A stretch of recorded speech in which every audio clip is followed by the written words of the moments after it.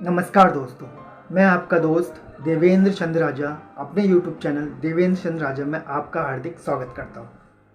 दोस्तों, मैं अपने YouTube चैनल्स में कॉमेडी, जोक्स, ड्रामा, कुछ मेरे द्वारा लिखी गई कविताएं, गाए गीत, करंट अफेयर्स पर बातें, महान विभूतियों के बारे में जिक्र, बहुत सारी इंटरटेनमेंट एंड इन्फॉर्मेटिव की चीज़ें लेकर आता हूँ। उसी को आगे बढ़ाते हुए आज मैं अपने एपिसोड में एक बहुत महान नेता को लेकर आया हूँ जिनका मैं बहुत सम्मान करता था और अभी भी सम्मान करता हूँ। तो उम्मीद है कि आप उस महान नेता के बारे में सुनेंगे। मैं उनके बारे में तो ज़्यादा आपको बताऊंगा नहीं क्योंकि आपको सब कुछ मालूम है, लेकिन उनके 3-4 ऐसे कथन ज़रूर आपके सामने रखूँगा जिनसे आपको कुछ ना कुछ प्रेरणा ज़रूर मिलेगी और ये पता चलेगा कि असल में नेता कैसा होना चाहिए। और वो नेता ऐसे हैं कि उनका नाम युगों युगों तक लोग याद रखेंगे और मेरे तो वो बहुत पसंदीदा नेताओं में से एक थे। क्योंकि उनके भाषण जब आते थे दूरदर्शन न्यूज़ में ही, तो मैं घंटों, मतलब अगर वो 1 घंटा भाषण दे रहे हो, 1.5 घंटा भाषण दे रहे हो, कहाँ कहाँ जाके उन्होंने भाषण नहीं दिया हिंदुस्तान के अलावा। और वो लाइव आता था दूरदर्शन में, कभी रिकॉर्डिंग भी आती थी, तो मैं बड़े ध्यान से सुनता था उनके भाषण में। एक एक शब्द में उनका जादू होता था, जादू जिसको बोलते हैं। तो मेरे बोलने से आप पहचान गए होंगे कि मैं किन महान नेता की बात कर रहा हूँ। और उन्हीं के मैं 4-5 कथन आज के राजनीतिक परिदृश्य को ध्यान में रखते हुए बताना चाहूँगा कि आपस में प्रेम रखो, ठीक है। ये पार्टी वार्टी नेता वेताओं के चक्कर में ज़्यादा दोस्ती यारी ख़राब मत करो। हम दोस्त हैं, सब लोग भाई हैं आपस में। हाँ, बचपन से साथ रहे कितने लोग आजकल व्हाट्सएप ग्रुप में आपस में क्या कहते हैं, बहस करके फिर बाद में दिमाग में खुंदक पाल ले रहे हैं, कितनों की दोस्ती टूट जा रही है। बहुत जगह पे ऐसा सुनने को मिल रहा है। और मेरे तो कितने ग्रुप्स में जुड़ा हूँ तो मेरे दोस्तों से बहस थोड़ी बहुत होती रहती है। खैर वो अलग बातें हैं, लेकिन मैं इन महान नेताओं के बारे में थोड़ा सा जिक्र करके इनके 4-5 कथन सुनिए। मैं फालतू की बातें ज़्यादा तो नहीं करता, लेकिन टाइम देखिए 2.5 मिनट ऐसे चले गए। 3 मिनट मुझे दीजिएगा, मैं महान विभूति के बारे में थोड़ा सा जिक्र करके आपको इनके कथन बताऊंगा, जो कि आज के राजनीतिक परिदृश्य को देखते हुए बहुत ज़रूरी है। मैं इनको बहुत मानता हूं और इनके विचारों से 100% सभी विचारों से सहमत रहूंगा। 100 नहीं भी अगर आप मानते तो 99% विचारों से इनके हमेशा सहमत रहूँगा। और इनको मैंने बचपन नहीं, उसमें बड़ा हो गया था, इनके भाषणों को बहुत करीब से सुना है, समझा है और इनकी बहुत इज्जत मेरे दिलो दिमाग में और जहन में हमेशा रहेगी और आप लोगों की भी रहती होगी, ये मैं मानता हूँ। तो ये महान विभूति का नाम है हमारे देश के पूर्व प्रधानमंत्री श्री अटल बिहारी वाजपेयी जी। जी हाँ, अटल बिहारी वाजपेयी एक ऐसा नेता जो चले गए जल्दी, थोड़ा और रहते तो हमारे देश को और तरक्की और अच्छी राह में ले जा सकते थे, लेकिन जो ऊपर वाले की मर्जी है। तो अटल बिहारी जी की वाजपेयी जी के बारे में थोड़ा सा बता के उनके कथन में ही ना वो सुनते हुए जाइएगा। अटल बिहारी वाजपेयी जी का जन्म जो है 25 दिसंबर 1924 को ग्वालियर में हुआ था। ब्रिटिश इंडिया के अंतर्गत उस समय हिंदुस्तान आता था। 25 दिसंबर 1924 को जन्म हुआ था। अटल बिहारी वाजपेयी जी की जो मृत्यु हुई थी वो 16 अगस्त 2018 को न्यू दिल्ली एम्स में हुई थी, all India institute of medical science में। और सभी को मालूम है, विदित होगा कि भारतीय जनता पार्टी के एक बहुत अच्छे नेता थे और हमारे देश में ये 3 बार प्रधानमंत्री रहे। पहली बार जो ये प्रधानमंत्री रहे, ये बता दूं कि 10वें प्राइम मिनिस्टर के तौर पर रहे। वो रहे 19 मार्च 1998 से 22 मई 2004 तक, करीब इसमें 13 महीने के लिए रहे। 13 महीने के लिए, इंग्लिश में बोल दूँ 19 मार्च 1998 से 22 मई 2004 तक का 13 मंथ के लिए। दूसरी और एक बार और ये उससे पहले 16 मई 1996 से 1 जून 1996 तक 13 डेज के लिए रहे। और उसके बाद लास्ट में फुल टर्म प्राइम मिनिस्टर 1999 से 2004 तक का 3 बार हमारे देश के प्राइम मिनिस्टर रहे। बहुत ही अच्छे नेता, बहुत ही सज्जन नेता, और इस नेता होने के साथ साथ ये बहुत ही अच्छे कवि भी थे और बहुत ही अच्छे लेखक भी थे। इसके अलावा मैं बताऊं 2015 में अटल बिहारी वाजपेयी जी को भारतीय सबसे बड़ा अवार्ड जो होता है भारत रत्न, वो दिया गया और बड़ा गर्व महसूस होता है कि अच्छे नेताओं को ऐसा अवार्ड मिलता है भारत रत्न 2015 में। और पद्म विभूषण की से इनको नवाजा गया था 1992 में। तो यहाँ पे मैं इनकी जीवन की थोड़ी सी ये बता के आपको, अब इनके कथन जो मेन है, जिनका मैं कायल हूँ, और मैं क्या पूरा हिंदुस्तान और पूरी दुनिया जिनकी कायल है, वो 3-4 कथन आपके सामने मैं रखता हूँ।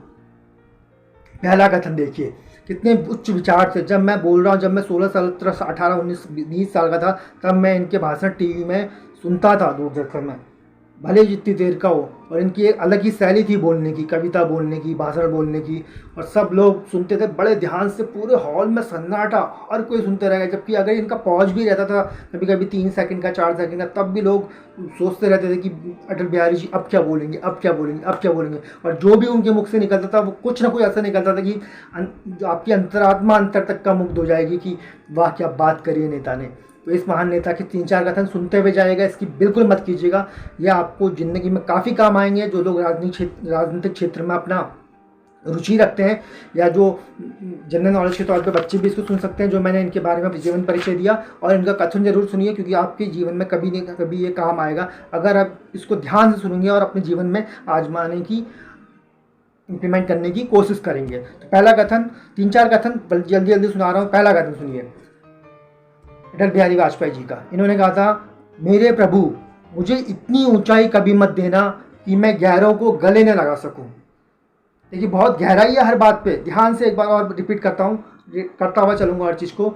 मेरे प्रभु मुझे इतनी ऊंचाई कभी मत देना कि मैं गैरों को गले न लगा सकूं। ये पहला।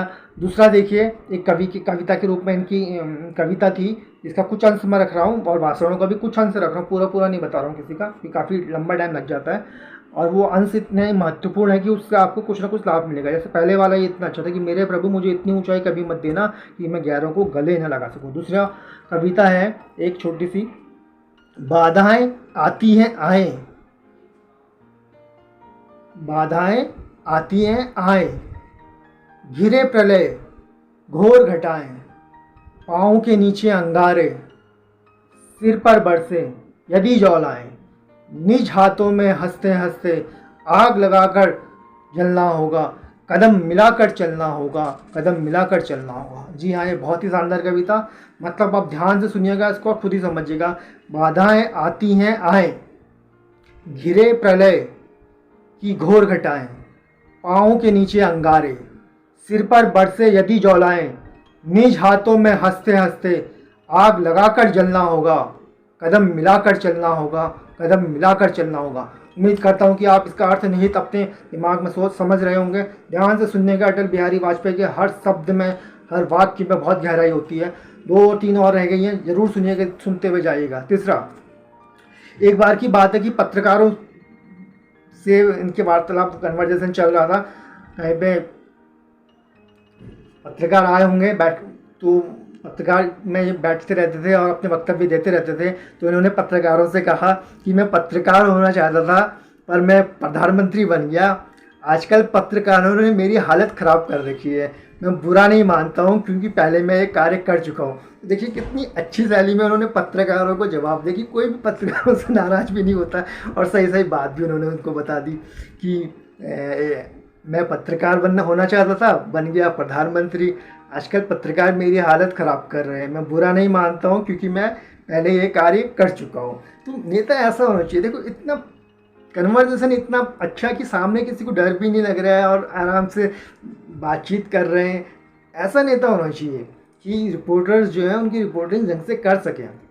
तो उम्मीद करता हूँ आपको ये अच्छा लगा होगा जो पत्रकार को उन्होंने कहा। 1-2 और हैं, ध्यान से सुनिएगा। छोटे मन से कोई बड़ा नहीं होता और टूटे मन से कोई खड़ा नहीं होता। ये बहुत इंपॉर्टेंट लाइफ है दोस्तों। बहुत लोग टूट जाते हैं लाइफ में, मैं भी कई बार टूटा हूँ, और लेकिन मेरा छोटा मन कभी नहीं रहा है। तो दोबारा आपको, मन हमेशा बड़ा और दिल हमेशा बड़ा रखा है मैंने। तो एक बार और सुनिए, छोटे मन से कोई बड़ा नहीं होता और टूटे मन से कोई खड़ा नहीं होता। ये अटल बिहारी वाजपेयी जैसी शख्सियत ही बोल सकती है ये बातें। एक और बात, चौथा पॉइंट, इसके बाद 5वां है, फिर खत्म। स्किप मत कीजिएगा, जरूर सुनिएगा। इंसान बनो, केवल नाम से नहीं, रूप से नहीं, शकल से नहीं, हृदय से, बुद्धि से, सरकार से, ज्ञान से, संस्कार से और ज्ञान से। बहुत बड़ी बात है, दोबारा रिपीट कर रहा हूँ। इंसान बनो, केवल नाम से नहीं, रूप से नहीं, शकल से नहीं, हृदय से, बुद्धि से, संस्कार से और ज्ञान से। बहुत बड़ी बात है। एक लास्ट कथन अटल बिहारी वाजपेयी जी का जरूर सुनते जाइएगा।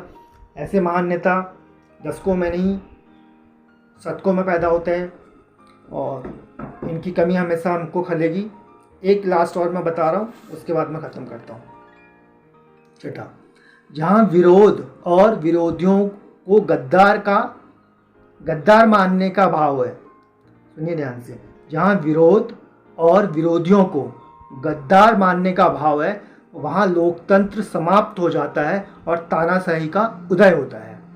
लास्ट टाइम इनका लास्ट जो कथन है बहुत इंपॉर्टेंट, आज के राजनीतिक परिदृश्य को देखते हुए जरूर सुनिएगा, बहुत इज्जत करता हूँ मैं इनकी। जहाँ विरोध और विरोधियों को गद्दार मानने का भाव है, वहाँ लोकतंत्र समाप्त हो जाता है और तानाशाही का उदय होता है। तो इसी के साथ अटल बिहारी वाजपेयी जैसे महान इंसान के बारे में मैंने जो आपको थोड़ी बहुत उनका जीवन परिचय दिया और जो उनके कुछ कथन और कविताएं मैंने आपके सामने पेश करी, इनको ज़रूर बार बार सुनिएगा। उम्मीद करता हूं कि ये आपको अच्छी लगी हैं। अगर ये आपको अच्छी लगी तो प्लीज़ मेरे चैनल को लाइक ज़रूर कीजिएगा, सब्सक्राइब जरूर कीजिएगा। जो नए दोस्त मुझे देख रहे हैं, बगल में बेल आइकन होता है घंटी वाला, उसका ज़रूर दबाइएगा और उसमें ऑल वाला ऑप्शन दबाइएगा ताकि मेरे वीडियो की नोटिफिकेशन आप तक पहुँचे। इसमें अपने विचार ज़रूर कमेंट्स कीजिएगा दोस्तों, और ज़्यादा से ज़्यादा लोगों तक जितने तक हो सके ये अच्छी कविताएं, अच्छी बातें, अच्छे नेता के बारे में ज़रूर पहुंचाइएगा। तो लाइक ज़रूर करना है आपको, शेयर ज़रूर करना है, अपने विचार कमेंट ज़रूर करने हैं कैसा लगा आपको ये। और जो नए व्यूवर्स हैं प्लीज़ मेरे चैनल को ज़रूर सब्सक्राइब कीजिए, क्योंकि मैं एंटरटेनमेंट और इन्फॉर्मेटिव पर्पज़ के लिए वीडियो बनाते रहता हूँ। उम्मीद करता हूँ कि आपको अटल बिहारी वाजपेयी जी की जीवनी थोड़ी सी संक्षिप्त रूप में और संक्षिप्त रूप में कुछ उनके कथन और कविताएँ पसंद आई होगी। इसी के साथ मैं विदा लेता हूँ। जय हिंद, जय भारत।